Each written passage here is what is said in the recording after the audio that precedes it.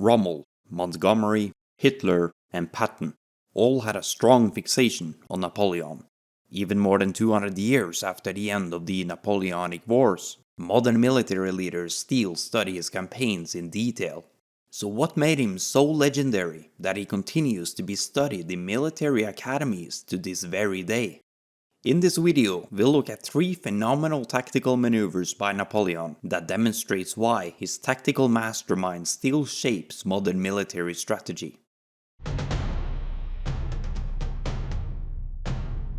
There are certainly many battles I could have begun with, but I chose the Montenotte campaign as the first in the series because it was in Montenotte where Napoleon first proved himself as a general who should be exceptionally feared and respected. To give a brief background to the campaign, after Napoleon violently put down the royalist uprising in Paris in 1795, he was promoted to a general in the War of the First Coalition, and was now given the command of the French army in Italy. The French army in Italy numbered approximately 38,000 men, and his opponents there consisted of 2 separate armies, the Piedmontese and the Austrians. The Piedmontese had around 25,000 men, and the Austrian army had around 30,000. The Piedmontese was located around Serva, with fortifications in front of Millesimo, and the Austrians near Acquae, with fortifications in front of Montenotte, Dago, and Genoa, while Napoleon had centered his army around Savona. Separately, Napoleon outnumbered both of them, but if they were allowed to link up, he would be vastly outnumbered, which he desperately needed to prevent. Napoleon had to come up with a strategy that relied on deception and quick maneuver to keep the 2 armies separate and in the dark. He knew that the Austrians counted on a French advance towards Genoa, and Napoleon ordered fake attacks in that direction, drawing the Allied attention eastward. Meanwhile, however, he massed the bulk of his forces to the west. He knew that by taking over the mountain pass around Dago, the Allied armies would not be able to support each other.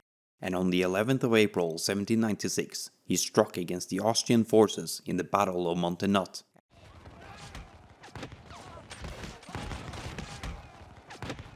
Victorious and with the garrison routed, he rapidly continued the advance in 2 main assaults and took Millesimo by the 14th and Dago by the 15th of April. And by now it was clear to everyone that Napoleon's goal was not to take over Genoa, but to split the Allied armies in 2 and take them on one by one. By the 16th of April, the Austrians had regrouped at Acquae, but because they were now completely outpositioned by Napoleon, they would soon decide to retreat to Alessandria and no longer offer any support to the Piedmontese.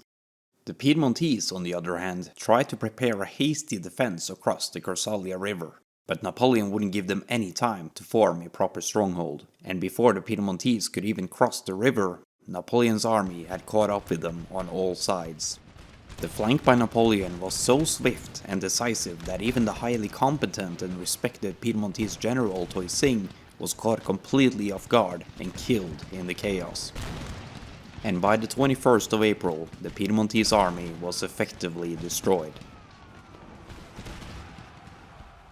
This sequence of operations, dividing his enemies, striking rapidly and decisively, and using deception to mask his true intentions, became the hallmarks of Napoleon's art of war, and the successful Montenotte campaign earned him enormous respect from both his troops and his enemies.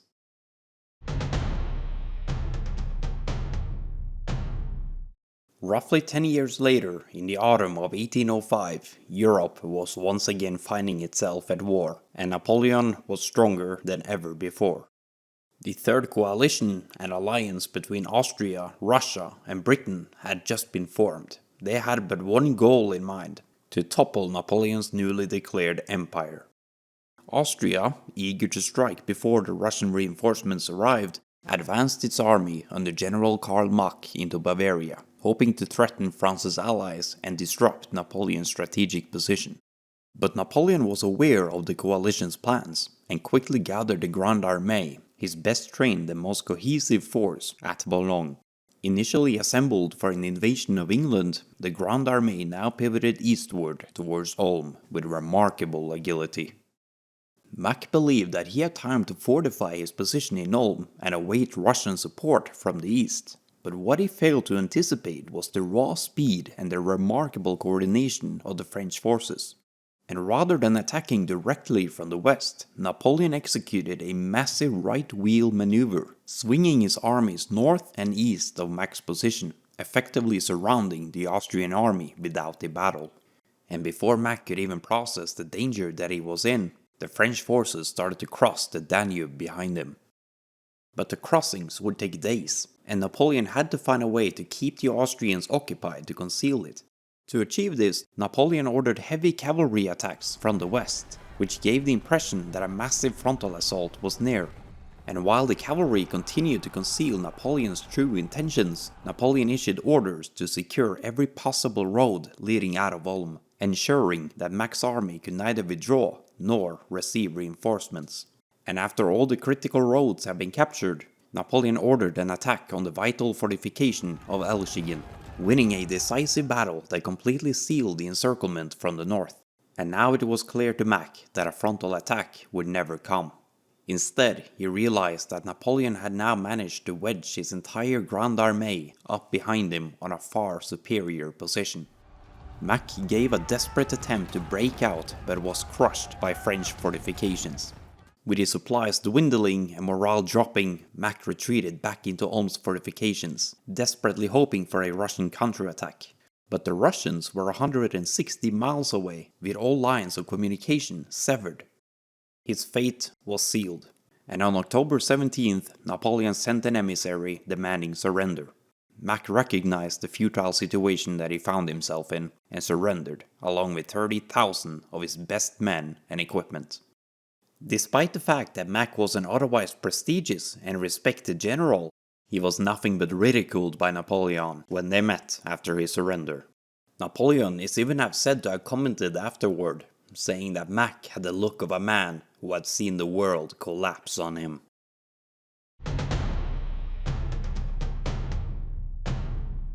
After the surrender of Mack's Austrian army at Ulm, Napoleon now turned east to pursue the Russian army under General Kutuzov. On the 12th of November 1805, Napoleon marched into Vienna unopposed. But with winter approaching and his army deep in enemy territory, Napoleon was in need of a quick and decisive battle to end the campaign once and for all. And that opportunity came near the Moravian town of Austerlitz.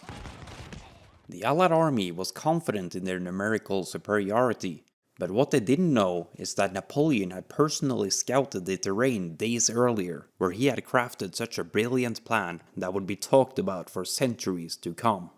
The day of the battle was also a dark and misty day, with heavy fog blanketing the hills and valleys, making it easy for an overconfident commander, like the 27-year-old Tsar Alexander of Russia, to make unforgiving mistakes. Napoleon's right flank under Marshal Davout was left undermanned, and he even abandoned the strategically important Pratzen heights in the center of the battlefield, effectively inviting the Allies to occupy them. But this was, of course, a part of his devious plan. And upon seizing the Pratzen heights, the Allied plan was to swing their main force through the French right, push it back, and then encircle the rest of Napoleon's army. But this was, of course, exactly what Napoleon wanted them to do, because it would leave their center dangerously exposed to a full-scale attack. And much thanks to the thick mist of that day, the Allies were not completely aware of Napoleon's true dispositions either. However, they began their full attack anyway at around 7 AM, with Austrians and Russians advancing towards the French right. But the experienced French troops fortified at Telnitz and Sokolnitz held out stubbornly. And things got even more complicated for the Allies when Davout's Third Corps arrived to reinforce them and ultimately halt what the Allies thought would be an easy breakthrough. And while the fighting bogged down at Sokolnitz, and with the enemy center now weakened, Napoleon activated his trap. French troops surged out of the mist and up the heights. The fighting quickly became fierce and chaotic, often descending into brutal hand-to-hand combat. But by the sheer numerical superiority, the French had secured the heights already by 11 AM, effectively splitting the Allied army in two. Meanwhile, the French forces in the north successfully pushed back the Allies, which allowed Napoleon to use his central forces to crush the bulk of the Allied army that was still locked in heavy fighting at Sokolnitz. Now trapped between the French divisions and a series of frozen lakes, many Allied troops gave a desperate attempt to flee across the ice. But French artillery from the Pratzen Heights opened fire, and according to Napoleon's bulletins, the ice shattered and thousands drowned, which was likely exaggerated for propaganda effects, but very symbolic of the crushing nature of the defeat nonetheless. After the battle, the Austrians quickly sued for peace, signing the Treaty of Pressburg. Russia, on the other hand, withdrew from the conflict entirely, and the Third Coalition collapsed. Napoleon was now regarded as the most feared and respected general in modern military history. Thank you for watching. What is your favorite tactical move by Napoleon? And which commander should I cover next?